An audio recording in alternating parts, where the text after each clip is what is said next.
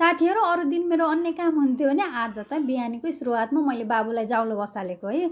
हाम्रो बाबुलाई त्यति सन्चो थिएन, बाहिर ज्वरो आएर साँझ यस्तो हैरान भएको थियो। मेडिकल ल्याएर औषध ल्याएर खुवाएको, खासै खाना खाएन। त्यो भएर बिहानै जाउलो बनाइदिएँ। मम्मी मेरो मुख अर्कै भएछ भन्थ्यो। मैले आलसको छोप नुन हालेको, अरू केसँग खाने त, खासै खाने केही पनि नै भनेर त्यो गराइदिएको। मम्मी मेरो भिडियो नखिच्नु न, लाज लाग्छ भरे।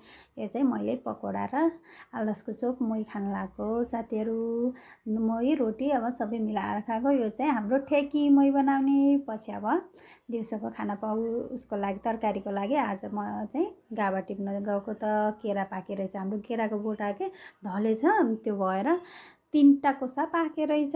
फेरि अर्को नि उताको ढलीको रहेछ।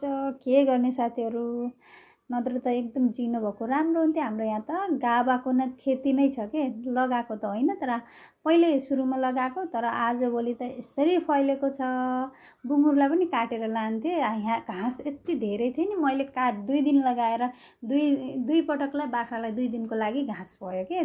सर्लक्क काटेर सफा गरेर बल्ल गाभा टिप्ने आँटा आयो कि त्यहाँ गएर। हेर्नु त साथीहरू, गाभा खाने भन्नुहुन्छ, गाभासँग यो पनि खाइएला है। यत्रो किरा के, कत्रो किरा। त्यो गाभाको हरियो पातमा त खासै ध्यान नदिए त किरा सँगसँगै पनि खाइने हो। मैले पनि गाभा रेडी बनाइसकेँ, कागती निटोरेर हालेँ। अब चाहिँ गाभा रेडी भइसक्यो। हामीले पनि खानासाना खाएर अहिले चाहिँ अरू भिडियो मैले खिच्न पाएन। यति नै हो। हस् त साथी, मेरो मिनी भ्लग कस्तो छ कमेन्ट गर्नु।